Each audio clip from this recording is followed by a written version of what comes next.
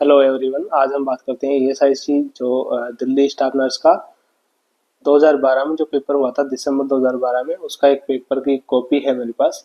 तो इसके क्वेश्चन हम डिस्कस करते हैं। तो हम बात करते हैं question number 1। The heat regulator centre is located in the option A thalamus, option B medulla, option C limbic system and option D is hypothalamus. So heat regulatory centre क्या होता है आपका? हाइपोथैलेमस।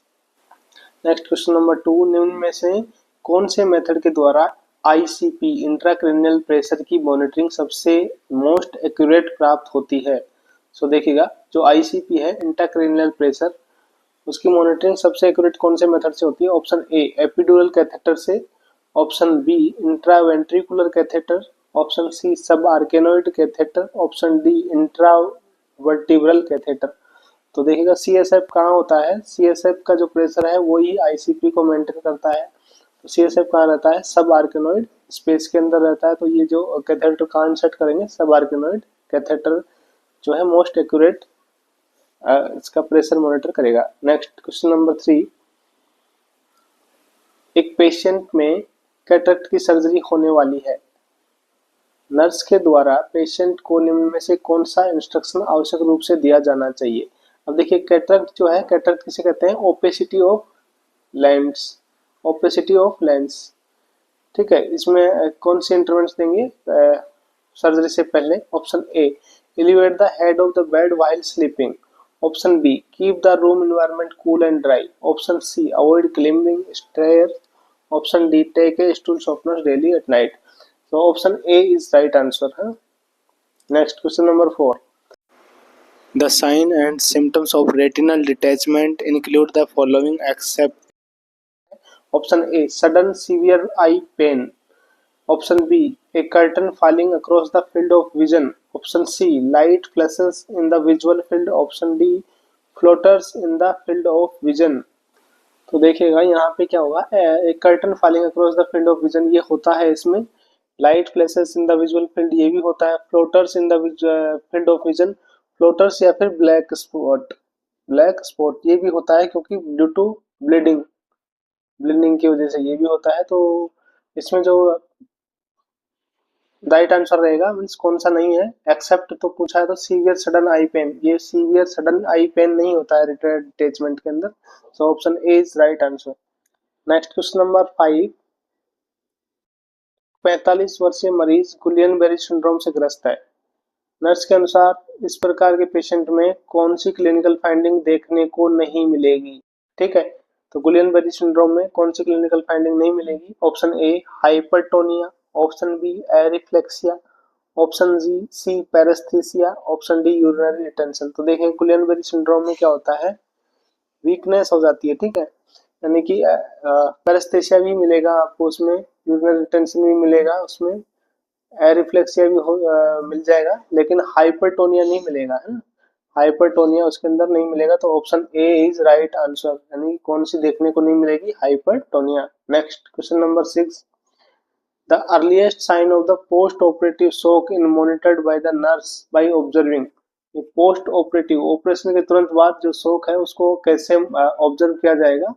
सो ऑप्शन ए दे रखा है pulse rate के द्वारा, option B pulse pressure, option C body temperature, option D urine output. तो हमें पोस्ट ऑपरेटिवली कैसे पता चलेगा? यूरिन आउटपुट से पता चलेगा। ठीक, राइट आंसर क्या है आपका? Urine output. Next question number 7। ATP does not form in. तो देखिए कुछ साइकिल्स हैं, ग्लाइकोलाइसिस साइकिल में एटीपी बनता है, टीसीए साइकिल में भी एटीपी बनता है, फैटी एसिड एंड ऑक्सीडेशन में भी बनता है। जो एचएमपी पाथवे होता है इसके अंदर एटीपी नहीं बनता है। तो राइट आंसर क्या है आपका? HMP pathway. ATP does not form in HMP pathway में नहीं बनता है। Next question number 8। निम्न में से कौन सी संस्था यानी कि इंस्टीट्यूट के द्वारा कोड ऑफ एथिक्स लिखे जाते हैं एंड पब्लिश किए जाते हैं? तो कोड ऑफ एथिक्स किसके द्वारा लिखे जाते हैं नर्सिंग के? Option A national league of nursing, option B American nursing association, option C American medical association and option D national institute of health. तो इसके अंदर राइट आंसर आएगा आपका American nursing association. Next question number 9। निम्न में से कौन से इंस्ट्रूमेंट के द्वारा ऑक्सीजन सेचुरेशन का मेजरमेंट किया जाता है? तो ऑक्सीजन सेचुरेशन किसके द्वारा मेजर की जाती है? Option A pulse oximeter, option B thermometer, option C manometer, option D pulse transducer. तो इसका राइट आंसर आएगा पल्स ऑक्सीमीटर। ठीक है। नेक्स्ट क्वेश्चन नंबर 10, निम्न में से एपिकल पल्स को पाल्पेट करने की करेक्ट पोजीशन क्या है? तो एपिकल पल्स क्या होती है? जो डायरेक्ट हम हार्ट से पल्स फील करते हैं उसको एपिकल पल्स कहते हैं। तो उसकी करेक्ट पोजीशन ऑप्शन ए है left mid clavicular line at the level of second intercostal space, option B left mid clavicular line at the level of fifth intercostal space, option C left axillary line at the level of fifth intercostal space, option D है left mid clavicular line at the level of seventh intercostal space. अब देखिएगा apical pulse हमें कहाँ से feel करते हैं? Eight the level of left ventricle, tip of the left ventricle से feel करते हैं। ठीक है, यानी कि apex level of heart, above above apex, जिसको बोलते हैं हम टिप ऑफ लेफ्ट वेंट्रिकल। तो ये कहाँ प्रेजेंट होता है? लेफ्ट मिड क्लेविकुलर लाइन जो है वहां पे फिफ्थ इंटरकोस्टल स्पेस पे। तो राइट आंसर रहेगा आपका left mid clavicular line at the level of fifth intercostal space पे हम करेक्ट पोजीशन है हमें एपिकल पल्स पाल्पेट करने की। Next number 23, the position used to assess the extension of hip joint is. So option A है supine position, option B prone position, option C sitting position, option D dorsal recommended position. तो कौन सी position आएगी इसमें? Option B prone position. Next question number 24, निम्न में से excessive vomiting व हेमरेज के कारण बॉडी में कौन सी कंडीशन उत्पन्न होगी? तो देखिएगा ऑप्शन ए है hypovolaemia, option B hypervolaemia, option C fluid overload, option D oedema. तो फ्लूइड बाहर निकल रहा है, फ्लूइड ओवरलोड होगा नहीं होगा, एडिमा भी नहीं होगा, हाइपरवोलेमिया भी नहीं होगा। राइट आंसर हाइपोवोलेमिया होगा। नेक्स्ट क्वेश्चन नंबर 25, बॉडी में से स्वेटिंग प्रोसेस बढ़ने पे कौन सी कंडीशन उत्पन्न होगी? तो देखिए स्वेटिंग के साथ में क्या होता है? सोडियम भी एक्सेस होता है। तो ऑप्शन ए है hyponatraemia, option B hypernatraemia, option C hypervolaemia, option D oedema. तो इसमें क्या आएगा? एडिमा नहीं होगा, हाइपरवोलेमिया भी नहीं होगा, हाइपरनेट्रीमिया भी नहीं होगा। नेट्रीमिया क्या होगा? कम होगा, यानी हाइपोनेट्रीमिया होगा। Next question number 26, rapid administration of blood containing citrate cause. तो देखिए ब्लड जो है, ब्लड के अंदर क्या होता है? सिट्रेट होता है और हमें रैपिड एडमिनिस्ट्रेशन कर दिया तो क्या कर सकता है ये? Option A hypokalaemia, option B hyperkalaemia, option C hypocalcaemia and option D hypercalcaemia. तो देखिएगा ये जो सोडियम सिट्रेट जो है, सिट्रेट क्या करता है? ये कैल्शियम को बाइंड कर देता है और कैल्शियम को क्या कर देता है? ब्लड में कम कर देता है। तो यानी क्या करेगा? ये हाइपोकैल्सीमिया करेगा। नेक्स्ट क्वेश्चन नंबर 27, हमारी बॉडी में क्वाशियोर कंडीशन मुख्यतः तब उत्पन्न होती है जब डाइट में कौन से न्यूट्रिशन की कमी हो जाती है? तो ऑप्शन ए है आयरन की, ऑप्शन बी है calorie, option C protein and option D essential fatty acid. तो किस सीवियर डेफिशिएंसी की वजह से क्वाशियोर होता है? इसका राइट आंसर रहेगा आपका प्रोटीन की सीवियर डेफिशिएंसी क्वाशियोर होता है। ठीक है, और मरासमस किसकी वजह से होता है? कैलोरी की वजह से। मरासमस जो होता है वो किसकी वजह से होता है? कैलोरी की डेफिशिएंसी से होता है। नेक्स्ट क्वेश्चन नंबर 28, किसी पेशेंट को आईवी फ्लूइड देते समय नर्स को कौन सा इंटरवेंशन आवश्यक रूप से करना चाहिए? तो देखिएगा आईवी फ्लूइड उसमें दे रहे हैं तो कौन सा इंटरवेंशन ध्यान रखना है नर्सेस को? Option A provision of variety of fluid, option B provide ice chips, option C give fluid on patients demand, option D maintain inflow and outflow chart. तो देखिएगा इसका राइट आंसर क्या है? आइस चिप्स देना है क्या? नहीं। पेशेंट की डिमांड पे देना है? नहीं। आई फ्लूइड तो इसमें है एक तो वेराइटी भी देखना है पेशेंट को कि फ्लूइड की वेराइटी क्या है, दूसरा आई इनपुट आउटपुट भी हमें देखना पड़ेगा क्योंकि परसेंट के अंदर फ्लूइड वॉल्यूम ओवरलोड ना हो जाए। तो इसका जो मेन इंटरवेंशन है, आवश्यक रूप से इंटरवेंशन है, वो क्या है? वेराइटी ऑफ फ्लूइड हमें देखना है सबसे पहले कि कौन से टाइप का फ्लूइड हम उसको दे रहे हैं। Option A is right. Next question number 29, a necessary safety precaution when ambulating a patient is to. तो कौन सा सेफ्टी प्रिकॉशन यूज करेंगे? Option A have family members, option B have patient wear well fitted shoes, option C have at least 2 person, option D none of the above. देखिएगा इसमें कौन से safety precautions है तो इसमें से कोई ऐसा लग नहीं रहा है क्योंकि फैमिली मेंबर होना जरूरी है क्या जब पेशेंट को एम्बुलेट करेंगे तो ऐसा तो कोई जरूरी नहीं है। Patient wear well fitted shoes नहीं, ऐसा भी कोई जरूरी नहीं है। वो एटलीस्ट 2% या 2% होंगे तो अच्छे से उसको एम्बुलेट कर पाएंगे, लेकिन यदि इमरजेंसी में अकेला है तो वो भी करेगा। Option D is right answer. Question number 13, इनमें से कौन से सब्सटेंस की उपस्थिति में बेनेडिक्ट टेस्ट पॉजिटिव प्राप्त नहीं होता है? अब ध्यान रखना, बेनेडिक्ट टेस्ट हम किस लिए करते हैं? यूरिन के अंदर शुगर का प्रेजेंस को देखने के लिए करते हैं। तो देखिएगा यहाँ पे बेनेडिक्ट टेस्ट पॉजिटिव कब प्राप्त नहीं होता है। ऑप्शन ए है सुक्रोज की प्रेजेंस में, ऑप्शन बी लैक्टोज की प्रेजेंस में, ऑप्शन सी माल्टोज और option D glucose.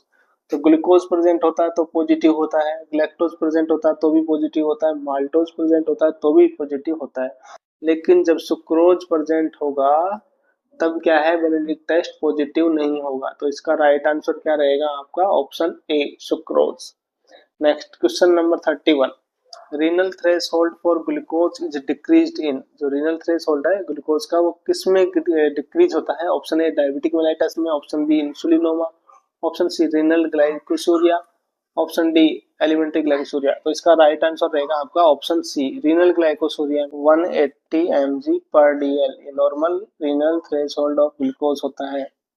Next question number 32, निम्न में से डायबिटिक पेशेंट की डाइट में कार्बोहाइड्रेट को मुख्यतः किस रूप में अनुशंसित किया जाना चाहिए? मीन्स कौन सा कार्बोहाइड्रेट हम मोस्टली प्रोवाइड करेंगे? Option A monosaccharide, option B disaccharide, option C polysaccharide, all of the above. तो देखिएगा जो पेशेंट डायबिटिक पेशेंट है उसके लिए हम मोस्टली जो उसको प्रेफरल कार्बोहाइड्रेट देते हैं तो वो रहेगा आपका monosaccharide. Next question number 33, what is the primary reason for the gradual changes of position in the patient after surgery? तो सर्जरी के बाद उसको ग्रेजुअल पोजीशन चेंजिंग क्यों करवाते हैं? Option to prevent sudden drop of BP, option B to prevent muscles injury, option C to prevent respiratory distress and option D none of the B above. तो इसका right answer रहेगा आपका to prevent respiratory distress. Respiratory distress को prevent करने के लिए हम उसको पोजीशन चेंज करते रहते हैं। नेक्स्ट क्वेश्चन नंबर 34, सामान्यतः ऑपरेशन से पहले प्री ऑपरेटिव पीरियड्स के दौरान पेशेंट की एंजाइटी के लेवल को निम्न में से कौन से नर्सिंग इंटरवेंशन के द्वारा डिक्रीज किया जा सकता है? तो ऑप्शन ए है पेशेंट को यह विश्वास दिलाना कि सर्जिकल स्टाफ सक्षम प्रोफेशनल स्टाफ है, ऑप्शन बी पेशेंट की बात सुनने और उसके प्रश्नों का उत्तर देने में समय लगाना, ऑप्शन सी नींद के लिए प्रोत्साहित करना, ऑप्शन डी सभी प्रोसीजर को गहराई से समझाना। तो इसके अंदर देखिएगा राइट आंसर क्या है, हमें उसको सभी प्रोसीजर भी समझाने और उसके पेशेंट की बात सुननी है और उसके उत्तरों को भी सही देना। तो यहाँ पे जो राइट आंसर रहेगा उसको क्या है? ऑप्शन डी, उसके सभी प्रोसीजर्स को अच्छे से समझाना है और जो पेशेंट हैं जिनको ऑपरेट हो रहे हैं उनसे उनको मिलाना है ताकि उसका एंजाइटी लेवल को कम करवा सके।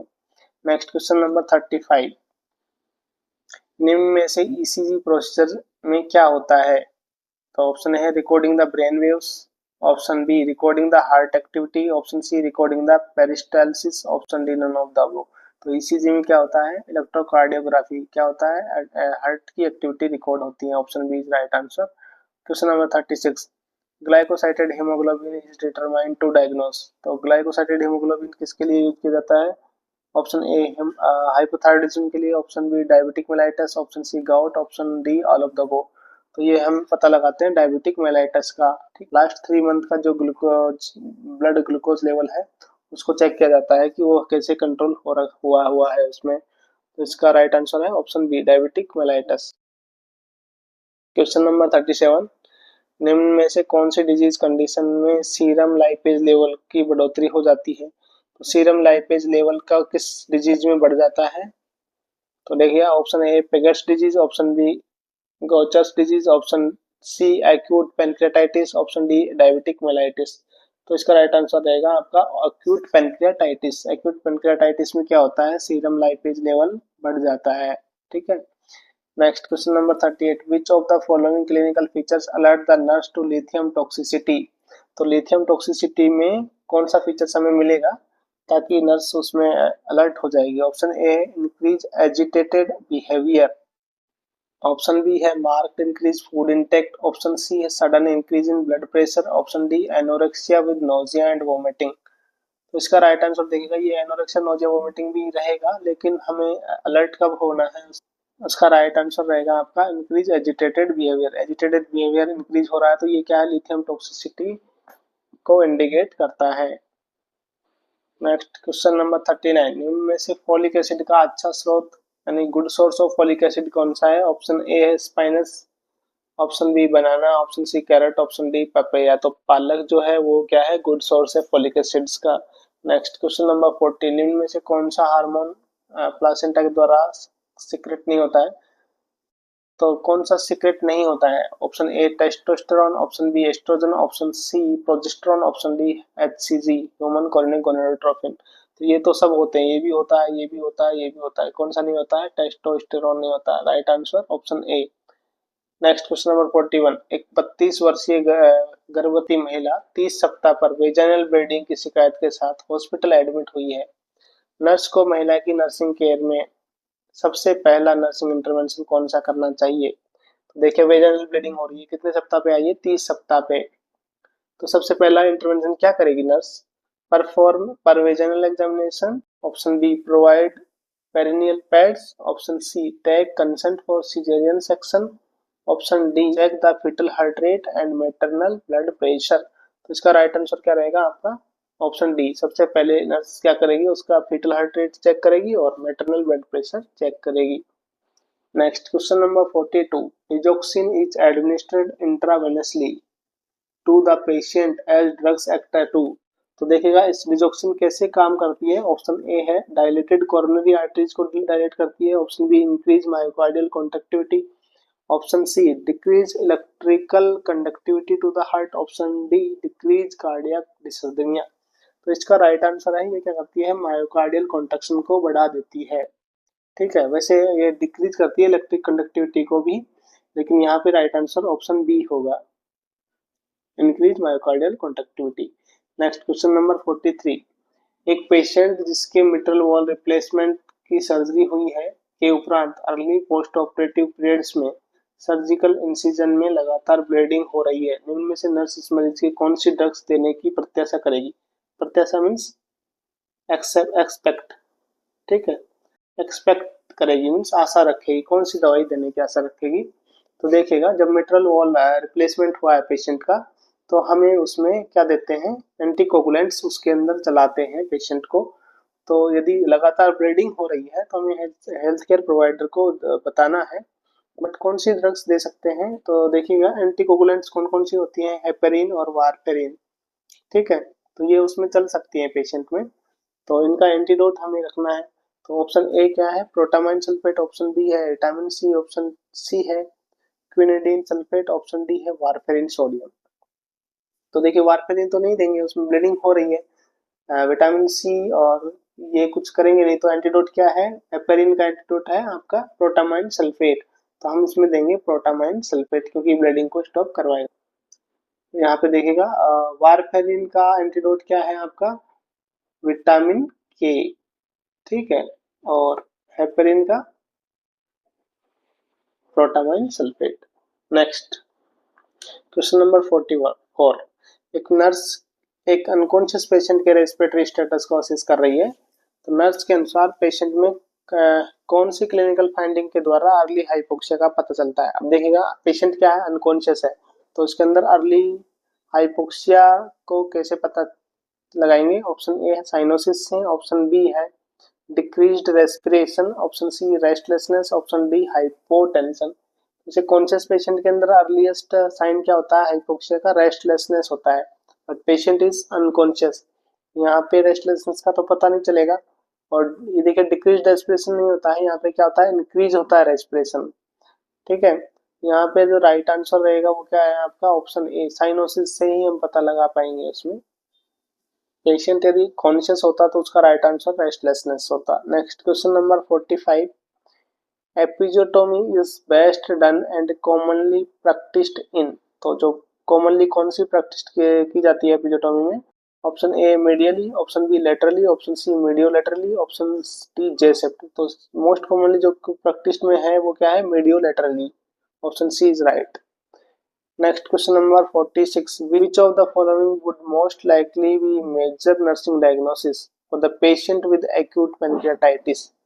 तो acute pancreatitis का मोस्ट कॉमन मेजर डायग्नोसिस क्या होगा, नर्सिंग डायग्नोसिस? ऑप्शन ए है ineffective airway clearance, option B fluid volume excess, option C impaired swallowing, option D altered nutrition less than body requirement. तो देखिए यहाँ पे एयरवे से related कुछ है नहीं, क्योंकि पेशेंट क्या है, पेनक्रेटाइटिस का है ना। फ्लूइड वॉल्यूम एक्सेस नहीं होगा, फ्लूइड वॉल्यूम क्या होगा, डेफिसिट होगा, लॉस होगा।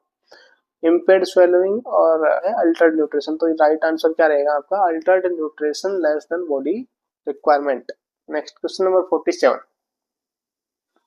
एक नर्स एक पेशेंट जिसके एक बाउल ट्यूमर के लिए एब्डोमिनल पेरिनियल रिजेक्शन नामक एक सर्जिकल प्रोसीजर किया गया है। कोलोस्टोमी का असेसमेंट कर रही नर्स के अनुसार ऐसी असेसमेंट फाइंडिंग के द्वारा पता चलता है कि कोलोस्टोमी के द्वारा नॉर्मल फंक्शन होना प्रारंभ हो गया। तो देखिए कोलोस्टोमी केयर कर रही है नर्स, और कोलोस्टोमी का कैसे पता चलोगे कि कोलोस्टोमी जो है नॉर्मल फंक्शन करना स्टार्ट कर दी है?